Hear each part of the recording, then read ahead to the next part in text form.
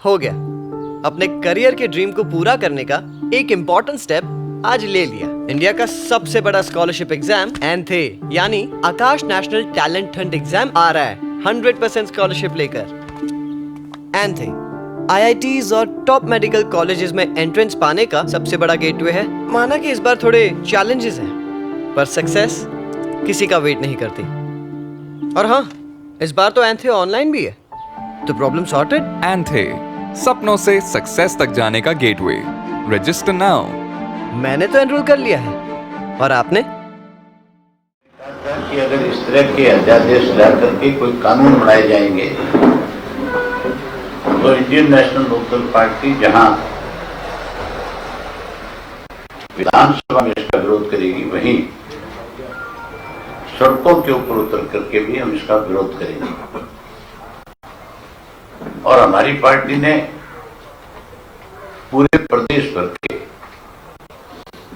एक एक जिले के अंदर हजारों हजारों की संख्या में पार्टी के किसान सेल के बैनर के नीचे उपायुक्त को जाकर के ज्ञापन दिए और उसमें मांग करी थी कि ये जो काले कानून बनाए गए हैं इनको खत्म करके किसान को एमएसपी की गारंटी हो, और एमएसपी के नीचे कोई खरीद कर रहा तो उसके खिलाफ आपराधिक मुकदमा दर्ज हो।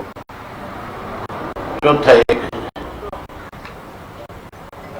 नया कानून बनाकर किसान को स्वामीनाथन की रिपोर्ट के साथ उसके दाम उसको मिले। उसके बाद हमने जब जैसे किसान आंदोलन शुरू हुआ, हमने अपनी पार्टी की तरफ से उसी दिन इस बात को लेकर के ऐलान किया था कि हमारा एक एक कार्यकर्ता जो है इस किसान आंदोलन में कैसे किसान आंदोलन को मजबूत किया जा सके, कैसे केंद्र की सरकार को इस बात के लिए बाध्य मजबूर किया जाए कि आप जो गलत कानून बनाए इनको खत्म किया, नए कानून बना करके किसान को फैसिलिटी दी जाए। उसके लिए हमारे कार्यकर्ताओं ने उसी दिन से लगातार किसान की जो लीडरशिप थी उसके साथ खड़े होकर के मदद की। अब भी आज की तारीख में भी पूरे प्रदेश के हमारी पार्टी के किसान सेल से जुड़े हुए जो लोग हैं वो लगातार धरनों में शामिल होकर के किसान की लड़ाई को मजबूती के साथ लड़ रहे हैं। कल हमने आपस में बैठ करके बातचीत करी थी कि हमें और ज्यादा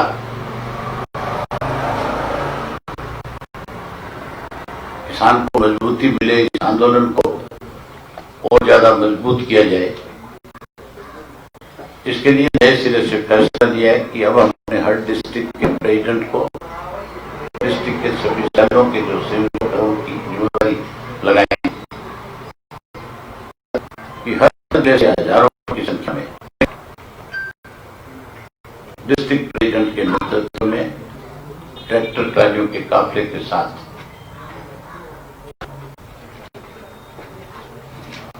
जो दिल्ली के सटे हरियाणा के बॉर्डर उन पे जाएं और जाकर के न केवल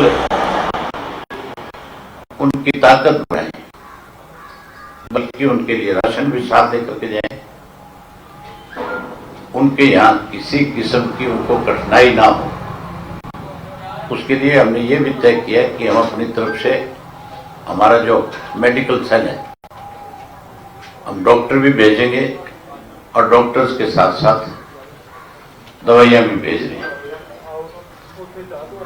क्योंकि ठंड लगातार बढ़ रही है। इसलिए हमने ये फैसला भी किया कि ज्यादा से ज्यादा कंबल जो है इस ठंड से लोगों को बचाया जा सके, इसके लिए अपनी तरफ से हम पार्टी की तरफ से कंबल भी भेजने जा रहे हैं। वहीं उसके साथ साथ मैं सभी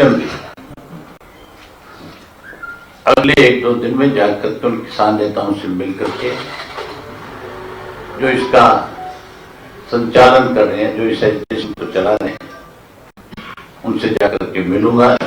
जहां समर्थन तो हमने पहले से ही दे रखा है, वही उनसे बातचीत करके उनसे हम और उनकी कैसे मदद कर सकते हैं उसके बारे में उनसे चर्चा करूंगा। हमने हमारे पिंजौर से लेकर के, सरसा से लेकर के, उधर रिवाड़ी और महेंद्रगढ़ से लेकर के सब जिलों से सैकड़ों सैकड़ों की संख्या में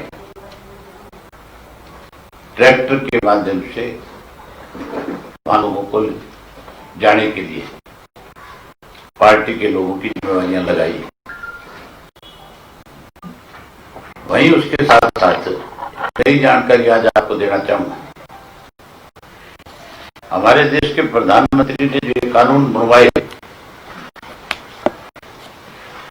तब प्रधानमंत्री से उससे पहले कोई भी किसान संगठन देश का इस बात की डिमांड नहीं कर रहा था कि कोई इस किस्म के कानून इस देश में कृषि को लेकर बनाने चाहिए। यहां तक भी गुजरात के मुख्यमंत्री होते थे मोदी जी,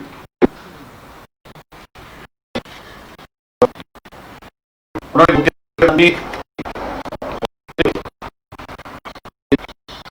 उस वक्त के देश के प्रधानमंत्री श्री मनमोहन सिंह को चिट्ठी लिखी थी, और ये चिट्ठी लिखी गई थी 8 अप्रैल 2010 को। प्रधानमंत्री ने चिट्ठी लिखी थी, बल्कि प्रधानमंत्री नरेंद्र मोदी ने एक ग्रुप बनाया था। उस ग्रुप में महाराष्ट्र, आंध्र प्रदेश, तमिलनाडु के मुख्यमंत्रियों को भी शामिल किया गया था, और एक वर्किंग ग्रुप की तरफ से 20 सिफारिश की गई देश के प्रधानमंत्री, और उस ग्रुप के चेयरमैन जो है स्वयं नरेंद्र मोदी जी थे।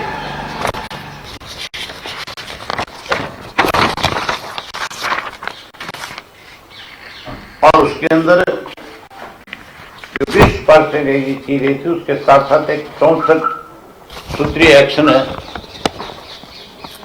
प्लान भी बताया गया था। वहीं इस रिपोर्ट में जगह जगह एमएसपी का जिक्र किया गया था।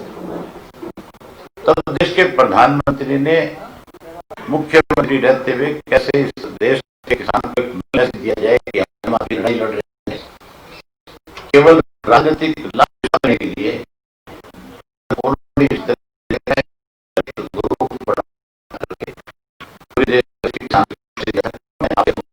जहां मैं प्रदेश में किसान के लिए लड़ रहा हूं, वहीं पूरे देश में किसान को कैसे लाभ मिले, इसके लिए भी मैं अलग अलग प्रदेशों के मुख्यमंत्रियों को ग्रुप में शामिल करके आपकी इस लड़ाई को आगे बढ़ाने का काम कर रहा हूं। वहीं इस रिपोर्ट में एक क्लॉज है, क्लॉज B3, उसमें कहा गया है कि सामाजिक निकाय के माध्यम से किसानों के हितों की सुरक्षित करना होगा। किसान और व्यापारी के बीच होने वाले लेन देन पे एमएसपी से नीचे कोई खरीद नहीं होनी चाहिए, ताकि इससे किसान को घाटा ना हो। ये बात देश के प्रधानमंत्री ने स्वयं 2010 की 8 अप्रैल को की। जिस व्यक्ति ने 2010 में एमएसपी से नीचे कोई खरीद नहीं होनी चाहिए, आज उनसे किसी ने जाकर कि आप कोई ऐसा कानून बनाओ जिससे किसानों की केवल देश के प्रधानमंत्री ने अपने चलते लोगों को खुश करने के लिए इस देश की 70% आबादी जो खेती पर निर्भर करने वाली है, जो लोकसभा और विधानसभा में वोट डाल करके अपना सरकार बनाने का काम करते हैं, आज उन लोगों को कैसे कमजोर किया जाए, कैसे उन लोगों की जमीन उनसे छीनी जाए, कैसे आने वाले समय में उनके भविष्य पे अंकुश लगाया जाए, इसलिए इस किस्म के कानून बनाने का काम किया। जहां इसकी निंदा करते हैं, वहीं आपके माध्यम से पूरे प्रदेश के किसानों से, चाहे वो किसी भी राजनीतिक दल से जुड़े हुए हैं, अगर वो चाहते हैं कि आने वाले समय में उनकी जो नई जनरेशन है वो जनरेशन अपने पैरों पे खड़ी हो सके, उनको बचाए जा सके, तो फिर इस एजुकेशन के अंदर जैसे पंजाब के किसान ने अपने घर बार सब कुछ छोड़ करके, खेत छोड़ करके आज इस लड़ाई को लड़ रहे हैं, उनके साथ मजबूती से खड़े हों। मैं तो सारे राजनीतिक दलों से भी इस बात की अपील करूंगा कि उन्हें भी राजनीति से ऊपर उठकर उनकी राजनीतिक सोच क्या है उसको छोड़ करके आज इस देश की 70% आबादी के साथ खड़ा होना चाहिए। मैं आपको एक बड़ा छोटा सा उदाहरण बताता हूं कि किस तरह से किसान को कमजोर किया जा रहा है और किस तरह से किसान की जो फसल है उसको बाजार में महंगे में बेच करके मीडियम क्लास के लोगों की जेबों पे डाके डाले जा रहे हैं। आजकल सीट्रस जो है मार्केट में आया हुआ है और सबसे बड़ी खेती जो है गंगानगर, सरसा और अबोर का जो इलाका है वहां सीट्रस की है और वहां हमारे से तो किलो जो है 7 रुपए से लेकर के 9 रुपए किलो के हिसाब से खरीदा जाता है और हमें 7 और 9 रुपए किलो के हिसाब से उसका रेट देख करके उसको मंडी में जब हम बेचने जाते हैं अपना तो 8%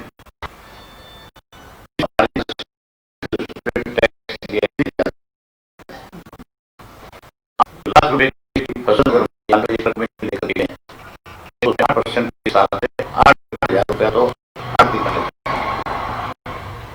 30,000 रुपये ट्रक बड़ा भी ले लेते हैं।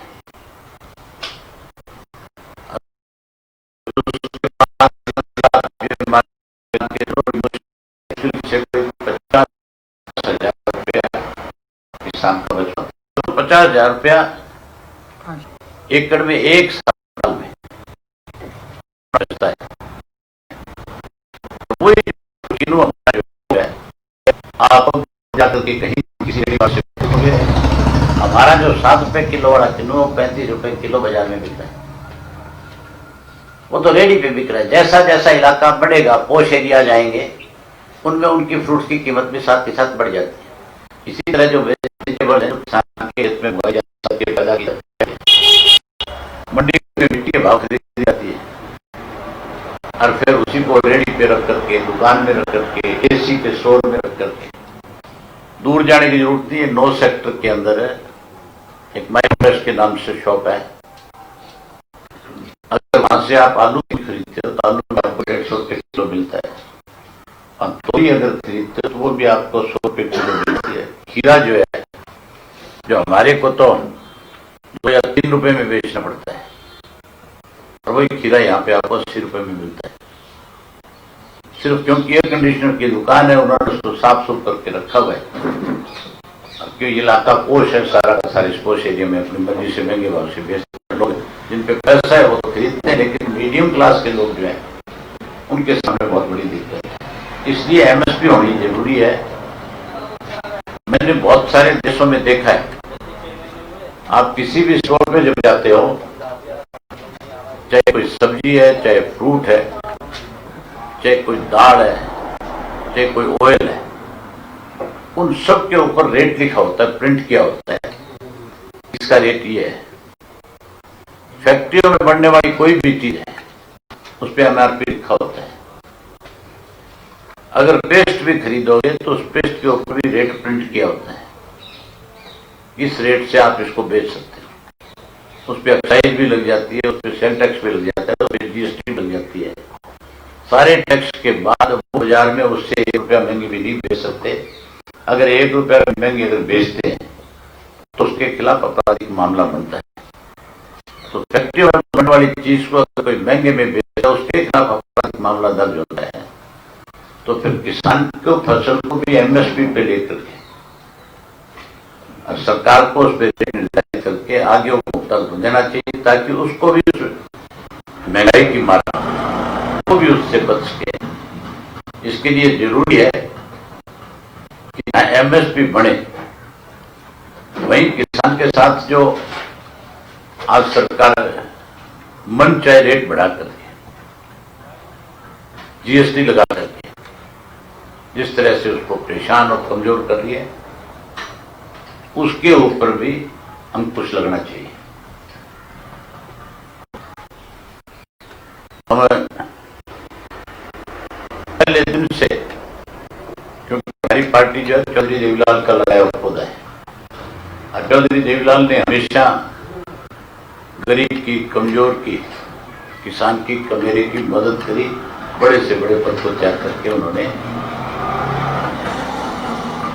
उनके साथ खड़े होकर उनको न्याय दिलवाने का काम किया।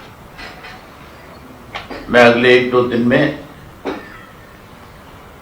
एजिटेशन चलाने वाले नेताओं से जाकर के मिलूंगा और मैं उनको बड़ा खुश करके ये कहूंगा कि हमारी पार्टी चौधरी देवीलाल की नीतियों को आगे बढ़ाने वाली है। चौधरी देवीलाल ने सदा किसान के साथ खड़े होकर के न्याय करवाया।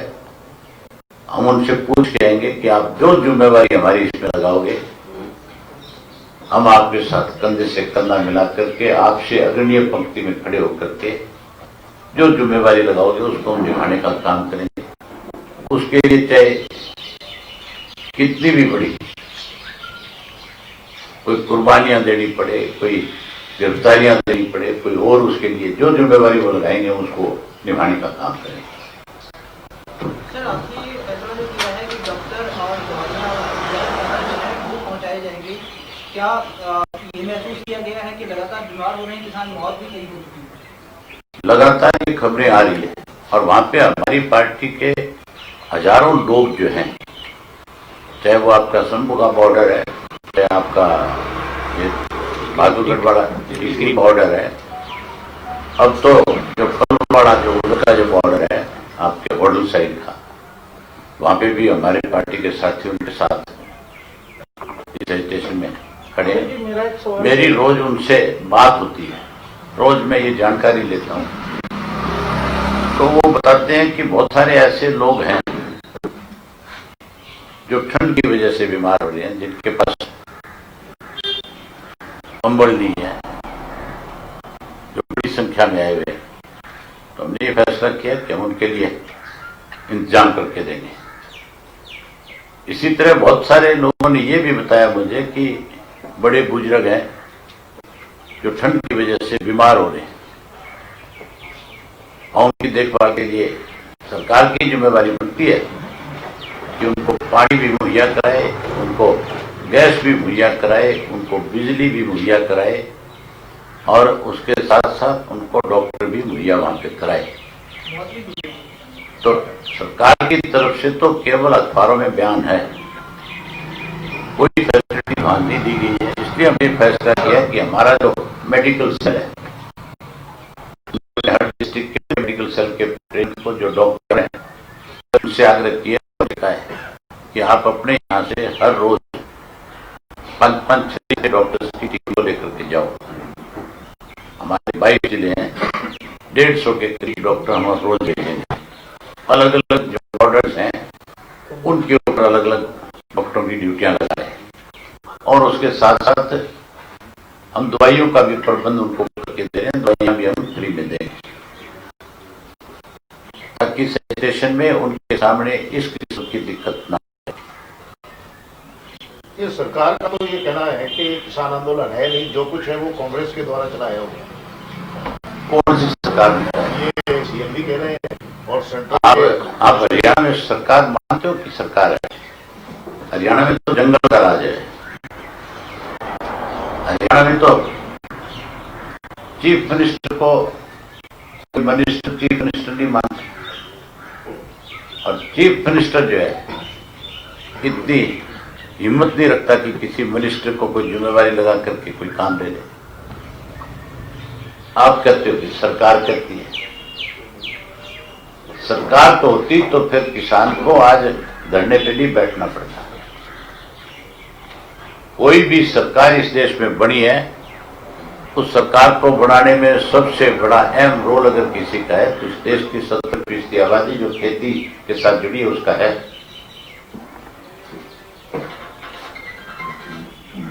ये बताएं, आपने बड़ी बड़ी कुर्बानियां देने की बात की है और लगातार अब पंजाब की तरफ से भी कुर्बानी देने की, जैसे प्रकाश सिंह बादल जी ने अपना पद्म विभूषण लौटाया है, ढींगरा जी ने लौटाया है। ये बताएं कि अगर इस्तीफा देने की उस दिन मांग आपसे रख लेते हैं किसान कि आप अपने विधानसभा से इस्तीफा दे दें और हमारे साथ आ बैठे, तो क्या चौधरी देवीलाल के जो वंशजों में ऐसा कर पाने की क्षमता है, कर पाएंगे? आप कहते हो कि अगर वो आपसे इस्तीफे की डिमांड करें कि वे आप विधानसभा से इस्तीफा दें, मैं उसी वक्त उनको अपना इस्तीफा लिख करके दे दूंगा।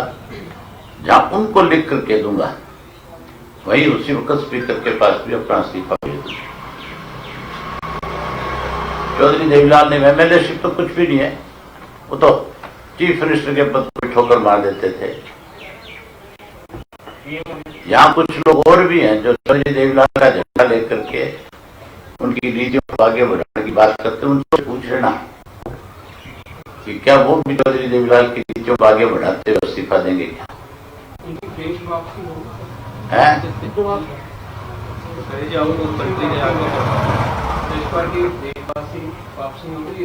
मेरा उनसे कोई ताल्लुक नहीं है, इसलिए मुझे नहीं पता वो कहाँ रहते हैं।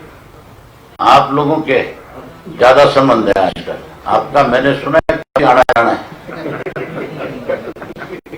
आप लोगों को आजकल बड़े बड़े गिफ्ट भी दिए जाते हैं, कभी नए साल के नाम के, कभी होली के नाम के, कभी दिवाली के नाम के।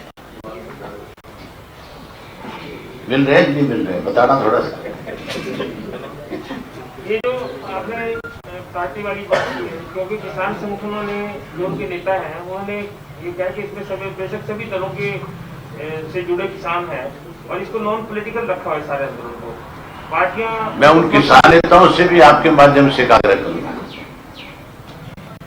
ये ठीक है कि किसान संगठन जो नॉन पॉलिटिकल है, लेकिन उस संगठन में जो जुड़े हुए लोग हैं वो किसी ना किसी राजनीतिक दल को अपना वोट कास्ट करते हैं, वो अपनी तरफ से एक नुमाइंदा करके भेजते हैं।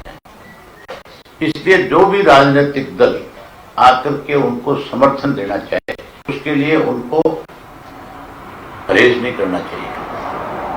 ये ठीक है कि उनको अगवानी मत करने दो, आप समर्थन उनसे ले सकते हो। इस देश का अगर भाजपा को छोड़ करके सारे राजनीतिक दल उनके साथ आकर के खड़े होते हैं तो फिर मान के चलो कि सरकार को और ज्यादा जल्दी मजबूर होना पड़ेगा। मुझे एक याद है, आज से 32 साल पहले इसी तरीके से उत्तर प्रदेश से टिकैत साहब के नेतृत्व में एक बहुत बड़ा आंदोलन दिल्ली में हुआ वोट लग, और उस आंदोलन के अंदर उस वक्त के जो बड़े राजनीतिक लोग थे, चौधरी देवीलाल थे, चंद्रशेखर थे, आपके वोडा साहब थे, और भी बहुत सारे बादल साहब थे जो मुख्यमंत्री के पदों पे थे।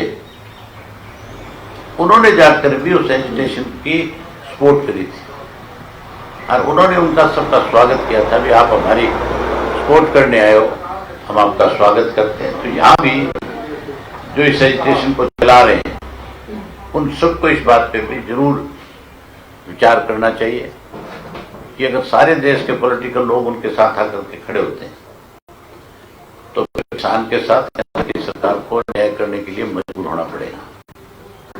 मेरा बिंदु इसी के साथ, क्योंकि आपने कहा कि सभी डिस्ट्रिक्ट प्रेसिडेंट्स को, किसान सभी जो आपके सेल हैं वो सारे लोग कल से ट्रैक्टर के साथ वहां जाएंगे, पर क्योंकि वो नॉन पॉलिटिकल प्रोग्राम रखा हुआ है, संगठनों से जुड़े, पार्टियों से जुड़े होंगे। हमने भी अपने लोगों से बात की है कि आपको अपनी पार्टी का झंडा साथ लेकर के जाने की जरूरत नहीं।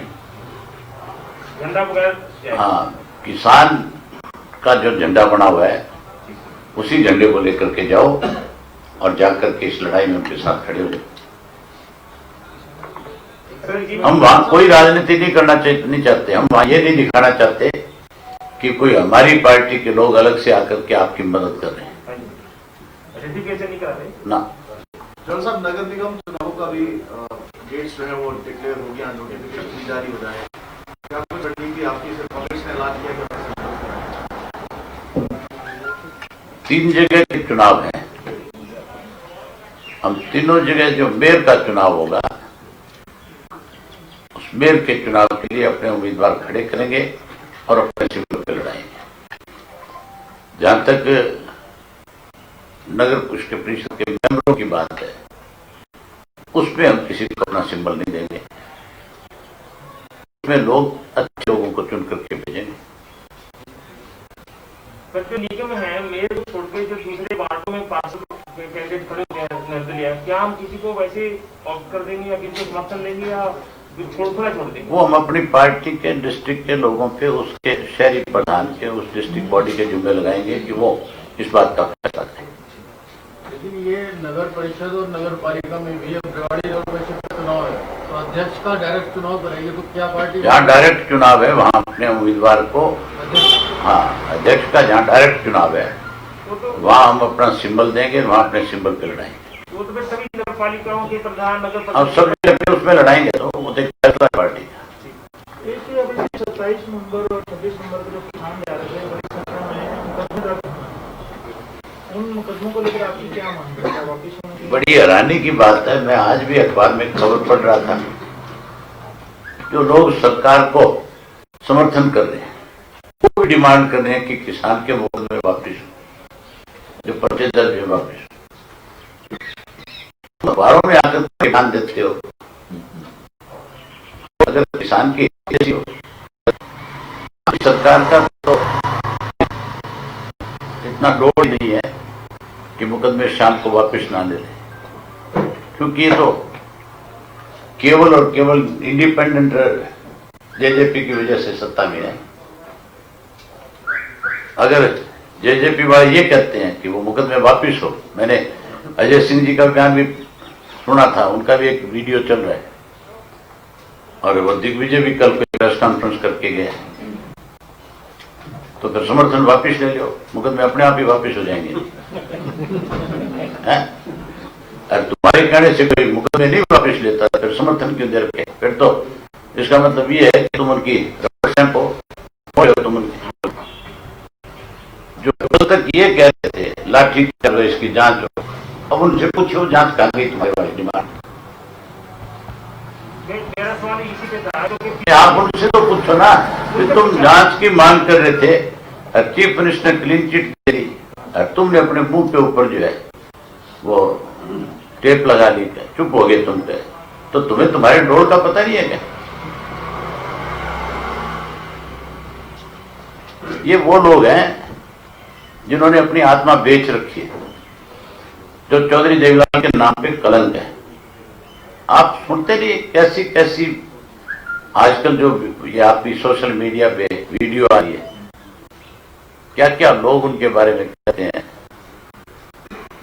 और उनके कहते ना जू तक विधि नहीं तीसरे स्वाय लूट मचाने के कोई दूसरा काम नहीं है। मैंने विधानसभा में जितना खुल करके सरकार के सामने इस बात की चर्चा करी थी कि तुम्हारी सरकार में बैठे लोग दोनों हाथों से इस प्रदेश को लूट रहे हैं। मुख्यमंत्री के पास कोई जवाब नहीं था।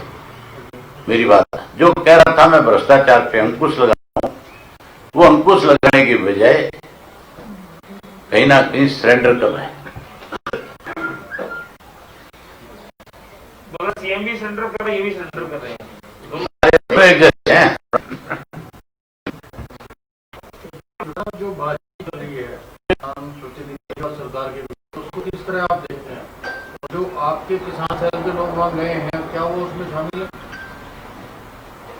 जो लोग इसकी अगवानी कर रहे हैं, जो किसान लीडरशिप है, जिन्होंने अलग अलग संगठन बना रखे हैं, वो लोग जाकर के ही सरकार से बात करते हैं। सरकार जिस ढंग से रोजाना इसको रंगरंग कर रही है, मुझे लगता नहीं कि सरकार किसान की बात को जल्दी मान ले, क्योंकि जिस ढंग से रोजाना लिंगर ऑन किया जाता है एक चीज को, तो सरकार आज भी नहीं बेईमान है। लेकिन अब की बार किसान ने एक फैसला कर लिया कि सरकार से आर पार करके ही वापिस आएंगे। तो अब आप जो मान रहे हैं कि ये कानून रद्द हो या कानून बने रहे, एमएसपी का कानून बने, या क्या अब अध्यक्ष क्या चाह रहे हैं? ये जो इन्होंने बनाए हैं कानून, जिनमें दो चीजें बहुत घातक है। आप एमएसपी दे दो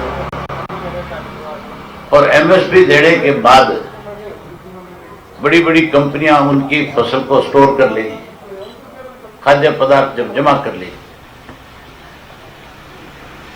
और जमा करके जब मार्केट में उसकी डिमांड बढ़ेगी तब थोड़ा थोड़ा मार्केट में लाकर के सेल करेगी, तो रेट कितना बढ़ेगा, महंगाई कितनी बढ़ेगी, बढ़ेगी कितनी बढ़ेगी। तो महंगाई बढ़ेगी तो नुकसान किसका होगा? जो बाजार से खरीद करने वाला उसका नुकसान है कि नहीं है? तो सबसे पहले तो वो एक्ट फिर से लागू किया जाना चाहिए कि किसान के खेत के अंदर पैदा होने वाली कोई भी फसल, कोई खाद्यान्न पदार्थ, चाहे वो सीड ऑयल है, चाहे वो आपकी वेजिटेबल्स हैं, चाहे फ्रूट है, उसका स्टॉक करने का अधिकार किसी को नहीं होना चाहिए। अगर वो स्टॉक होगी तो फिर उसका नुकसान भी किसान को होगा। वो इसलिए किसान का नुकसान हो जाएगा कि वो कंपनियां जब तक किसान अपनी फसल का रेट कम नहीं करेगा तब तक खरीदेंगे नहीं जाके, सरकार खरीदेगी नहीं। अगर प्राइवेट कंपनियों के हाथों में चला गया खरीद का काम, तो वो तो मान के चलो, अगर धान की फसल, गेहूं की फसल जो है मार्च में अप्रैल में आती है, 13 अप्रैल के बाद, और वो उसको अगर पूरा अप्रैल नहीं खरीदेंगे तो किसान उस फसल को कहां रखेगा? वो फिर अपनी मर्जी से उसके रेट कम करवा लेगा, दलाल छोड़ देगा। अब जरूरतमंद आदमी 3 एकड़ जमीन है, जिसके पास 4 एकड़ जमीन है, उसने अपने घर में कोई छोटा मोटा मकान बनाना है, कोई कर्जा वापस करना है, कोई उसने बच्चों की शादी करनी है, कोई अपने बच्चों की पढ़ाई की फीस जमा करानी है, वो कहां से लाएगा? आखिर मजबूर होकर के अपनी फसल को दलाल के माध्यम से धंधे पे भेज देगा। तो सरकार ये दोनों चीजों की गारंटी करे, वो एक्ट भी खत्म करे जो एक्ट इन्होंने तीनों बनाए हैं, उसके साथ एमएसपी पे सरकार खरीदे। और ये जो शर्तें लगाते हैं ना, वो शर्तें नहीं होनी चाहिए कि भाई इसमें इतना मॉइस्चर होना चाहिए, या जैसे मूंगफली में लगा दी कि मूंगफली में 70 ग्राम जो उसकी गिरी होनी चाहिए। कमाल की बात है, इनके पास कौन सी एक्सरे मशीन है जिससे पता करते कि इसमें 70 ग्राम गिरी है कि नहीं है?